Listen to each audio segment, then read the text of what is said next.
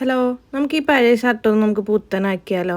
ഇത് കണ്ടോ, ഇതാകെ ഇങ്ങനെ ഒരു മങ്ങിയ പോലെ ആയിട്ടുണ്ട്. അപ്പോൾ ഞാൻ കളർ മുക്കിയിട്ടൊന്ന് ഡൈ ചെയ്യും. അപ്പോൾ അതിനായിട്ട് ഒരു പാറ്റേൺ കൊടുക്കാനായിട്ട് ഞാൻ കടലയാട്ടോ യൂസ് ചെയ്യണം. അപ്പോൾ അനിയത്തിനെ ഹെൽപ്പ് ചെയ്യുന്നുണ്ട്. അപ്പോൾ നമുക്ക് അവിടെ ഇവിടെയൊക്കെ ആയിട്ട് ഇതിങ്ങനെ ആദ്യം ഒരു കടല ഇങ്ങനെ അകത്തു കൂടെ കൊടുത്തിട്ട്, അതായത് നല്ല വശമല്ലാത്ത അപ്പുറത്തു കൂടെ ബാക്ക് വൈസിൽ കൂടെ കൊടുത്തിട്ട് ഇങ്ങനെ കെട്ടിട്ട് കൊടുക്കുക. ചരട് വേണമെങ്കിൽ ഉപയോഗിക്കാം കേട്ടോ. ഞങ്ങൾ റബ്ബർ ബാൻഡാണ് ഇട്ടത്. അത് കെട്ടിട്ടതിന് ശേഷം അതിൻ്റെ താഴെ ഒരു കടലയും കൂടെ വെച്ചിട്ട് പിന്നെയും നമ്മൾ റബ്ബർ ബാൻഡ് ഇട്ടിട്ട് കൊടുക്കുകയാണ് ചെയ്യുമ്പോൾ നല്ല ടൈറ്റായിട്ട് കൊടുക്കണം. കാരണം എന്ന് വെച്ചാൽ ഇതിങ്ങനെ അഴിഞ്ഞു പോകാനൊന്നും പാടില്ല. അങ്ങനെ നമുക്ക് കറക്റ്റ് പാറ്റേൺ കിട്ടില്ല. നമുക്ക് പല ഡിസൈനിൽ ചെയ്യാം കേട്ടോ. ഇതൊരു ഡിസൈൻ മാത്രമാണ്. അപ്പോൾ സക്സസ് ആവുമോ ഇല്ലയോ എന്ന് നമുക്കറിയില്ല. നമ്മൾ ആദ്യമായിട്ട് ചെയ്യാൻ കേട്ടോ. കുറേ മിസ്റ്റേക്കൊക്കെ വന്നിട്ടുണ്ട്. കാരണം നമ്മൾ ആദ്യമായിട്ട് ചെയ്യാമല്ലോ. അപ്പോൾ ഇനി ചെയ്യുമ്പോൾ നമ്മളതെല്ലാം മാറ്റിയിട്ട് ചെയ്യാം. ഇപ്പോൾ കണ്ടോ, ഇങ്ങനെയാണ് കേട്ടോ വരുന്നത് അത്.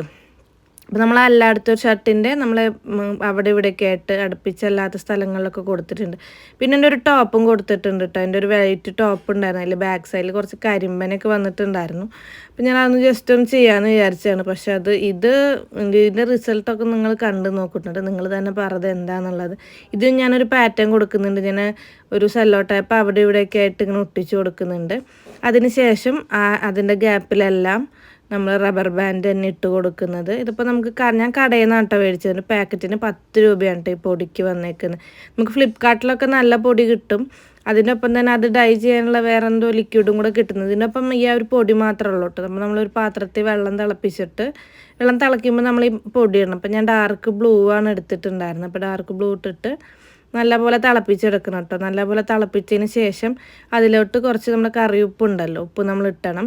അപ്പോൾ ആ പാത്രത്തിൽ നമുക്ക് ഡ്രസ്സ് മുക്കി വയ്ക്കാൻ പറ്റാത്തതുകൊണ്ട് തന്നെ ഞാനൊരു ബക്കറ്റിലേക്ക് അത് ഒഴിച്ചിട്ട് നമ്മുടെ ഇതിങ്ങനെ തുണി ഏതാണ് നമ്മൾ ആ തുണി നല്ലോണം മുക്കി വയ്ക്കണം. കാരണം നല്ലപോലെ കളർ പിടിക്കാനായിട്ട് നല്ലപോലെ മുക്കിയിട്ട് അത് കറക്റ്റായിട്ട് അതിൽ ഫുള്ള് കളർ പിടിക്കാൻ വേണ്ടിയിട്ട് നമ്മളൊരു 10-20 മിനിറ്റോളം വെയിറ്റ് ചെയ്യണം. അപ്പോൾ ഞാൻ ഈ മേടിച്ചതിൻ്റെ ഒപ്പം തന്നെ അത് എങ്ങനെ ചെയ്യേണ്ടതെന്നൊരു സ്ലിപ്പൊക്കെ തന്നിട്ടുണ്ടായിരുന്നു കേട്ടോ.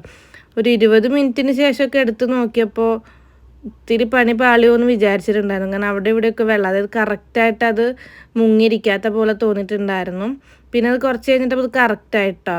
അത് നമ്മൾക്ക് ചെയ്യാനായിട്ട് നമ്മൾ ആദ്യമായിട്ട് ചെയ്യണോണ്ട് അതിന് എന്തൊക്കെയോ ചില മിസ്റ്റേക്കുകൾ പറ്റിയിട്ടുണ്ട്. അപ്പോൾ അത് നനച്ചിട്ട് വേണമായിരുന്നു ഇതിലോട്ട് മുക്കാനായിട്ട്. നമ്മളത് അങ്ങനെ നനയ്ക്കാതെയാണ് മുക്കിയത്. ഇപ്പോൾ ഈ ടോപ്പ് എടുത്തപ്പോഴാണ് എനിക്ക് സങ്കടമായത്. കാരണം അതൊരു ഉജാല ഇത്തിരി കൂടിയാൽ എങ്ങനെ ഇരിക്കും അതേപോലെ ആട്ടായുള്ളൂ. കറക്റ്റായിട്ട് കളർ വന്നില്ല.